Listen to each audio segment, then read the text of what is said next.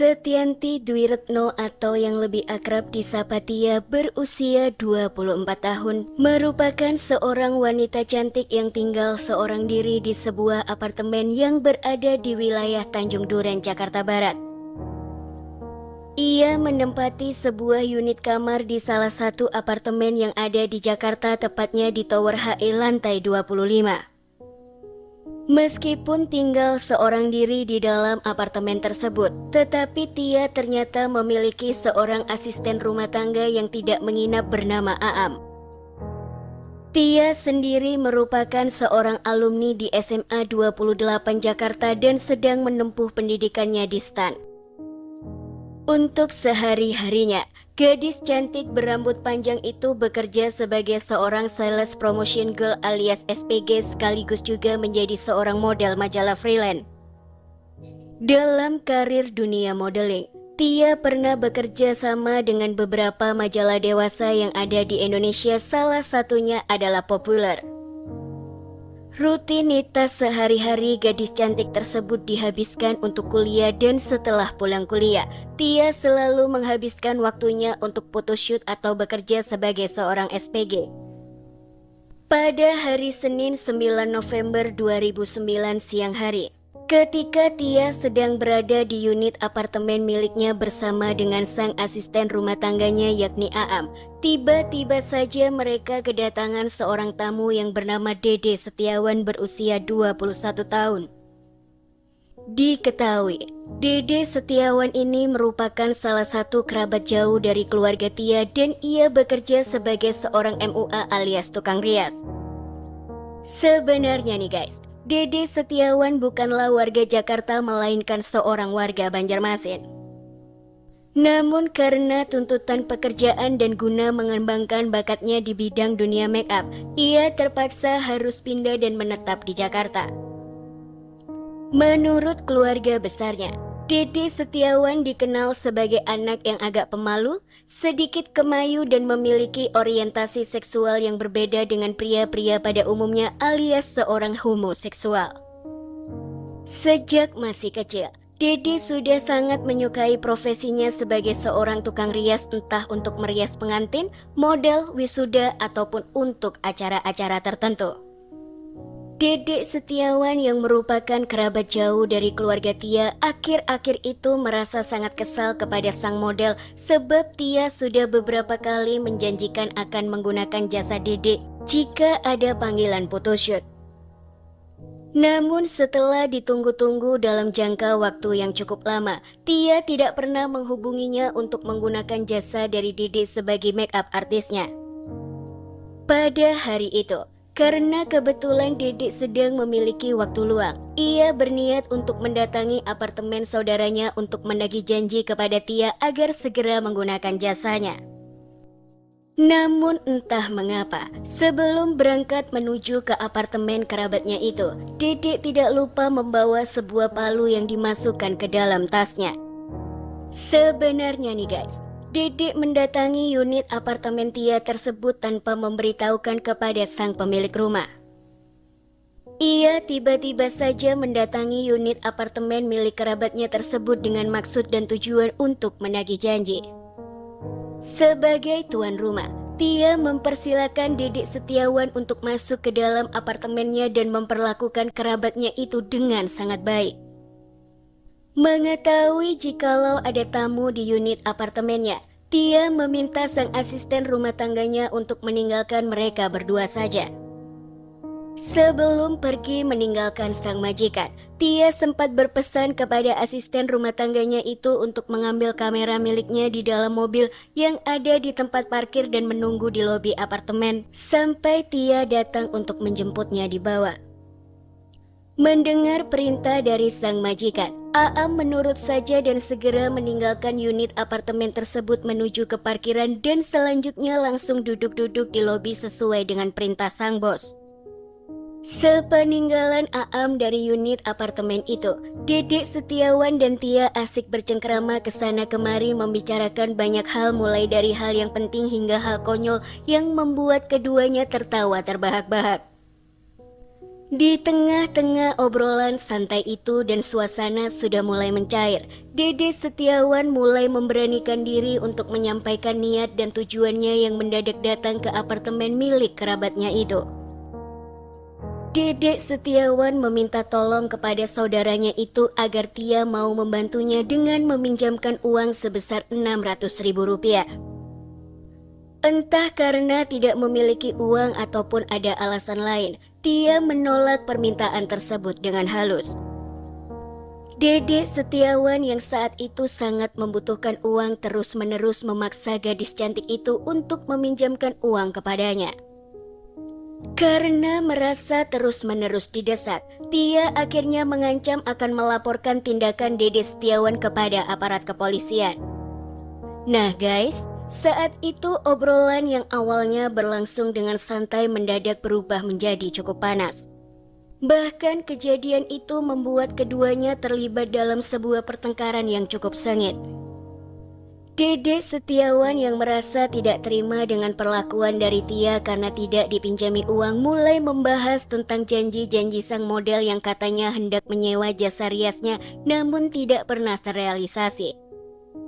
Tia yang saat itu sudah cukup muak dengan segala tingkah laku dari Dede Setiawan memintanya dengan sopan untuk segera meninggalkan apartemen miliknya. Namun dikarenakan ucapan tersebut, Dede Setiawan yang merasa cukup tersinggung karena secara tidak langsung diusir oleh saudaranya itu mulai mengeluarkan kalimat-kalimat yang tidak enak didengar oleh sang tuan rumah.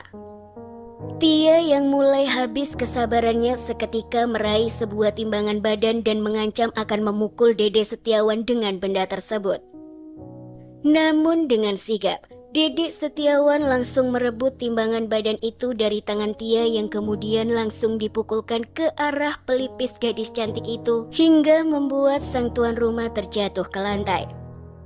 Situasi yang semakin memanas itu membuat Tia dengan cekatan langsung terbangun dan berlari menuju ke minibar yang ada di apartemennya untuk mengambil sebilah pisau.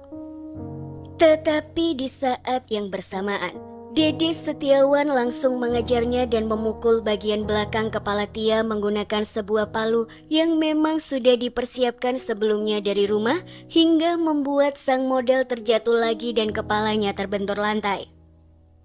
Dipukul dengan benda tumpul berkali-kali dan dibenturkan ke lantai tentu saja membuat kepala model cantik itu mengeluarkan banyak sekali darah.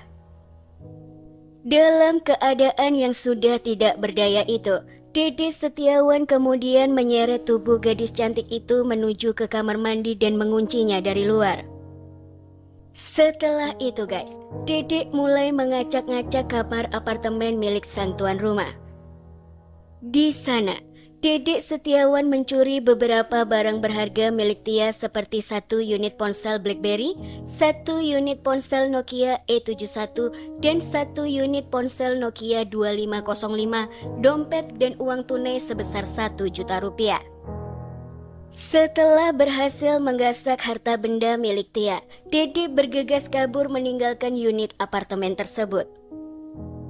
Ia kemudian menggunakan uang milik Tia untuk membeli tiket pesawat menuju ke Banjarmasin untuk melarikan diri. Sementara itu guys, Aam yang tadi diperintahkan oleh Tia untuk mengambil kamera di dalam mobil segera menuju ke tempat parkir yang disediakan pihak manajemen apartemen. Aam dengan setia menunggu sang majikan untuk datang menghampirinya di mobil tersebut. Namun anehnya, hingga sore menjelang malam, Tia tidak segera mendatangi Aam di tempat parkir tersebut sehingga ia pun memutuskan membawa kamera itu menuju ke lobi apartemen. Aam kembali menunggu sang bos datang menghampirinya di lobi apartemen itu hingga malam hari.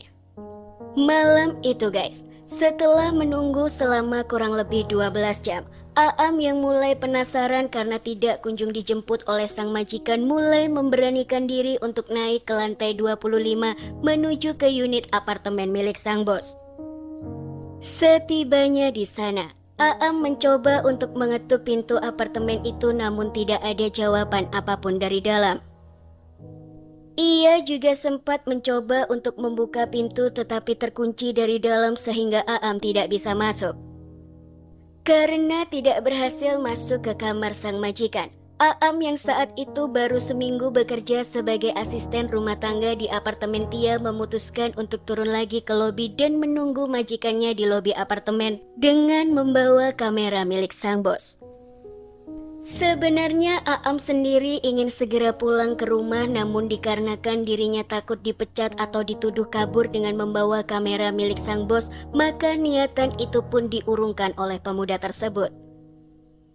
Ia terpaksa menunggu di lobi, namun karena hari sudah malam, maka Aam memutuskan untuk tidur di lobi apartemen sembari menunggu dijemput oleh majikannya. Keesokan harinya atau tepatnya pada 10 November 2009, Aam masih tetap setia menunggu di lobi apartemen karena sang bos masih belum menjemputnya. Saat malam tiba, ia kembali harus tidur di lobi apartemen untuk menunggu sang majikan karena takut jika bosnya membutuhkan bantuan darinya. Selama 2 hari menunggu di lobi apartemen itu, Aam terpaksa tidak makan dan juga tidak minum karena dirinya tidak memiliki cukup uang untuk membeli makanan. Pada hari Rabu 11 November 2009, Aam memutuskan untuk kembali naik ke lantai 25 dan sekali lagi mencoba mengetuk pintu apartemen milik bosnya.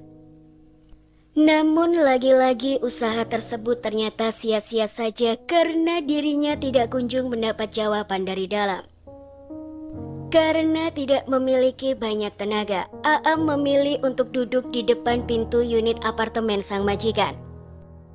Aksi duduk diam sambil terbengong di depan unit apartemen itu tentu saja memancing rasa penasaran dari seorang asisten rumah tangga yang kebetulan juga bekerja di unit apartemen lain yang ada di lantai tersebut. Kepada ART itu, Aam mengaku kalau kamar majikannya terkunci sejak Senin siang dan dirinya disuruh menunggu di lobi hingga majikannya menjemput ke bawah. Aam juga mengaku kalau dirinya terpaksa tidur di lobi dan belum makan sama sekali 2 hari.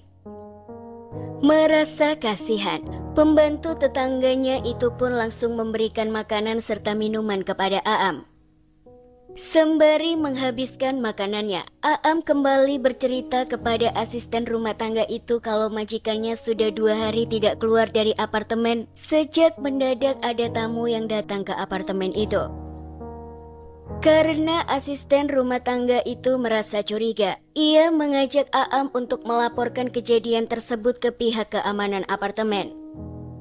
Masih di hari yang sama sekitar jam 9 pagi, petugas keamanan langsung mendobrak pintu tersebut. Dan benar saja, ketika pintu berhasil dibuka, bau busuk langsung menyeruak keluar dari unit apartemen itu.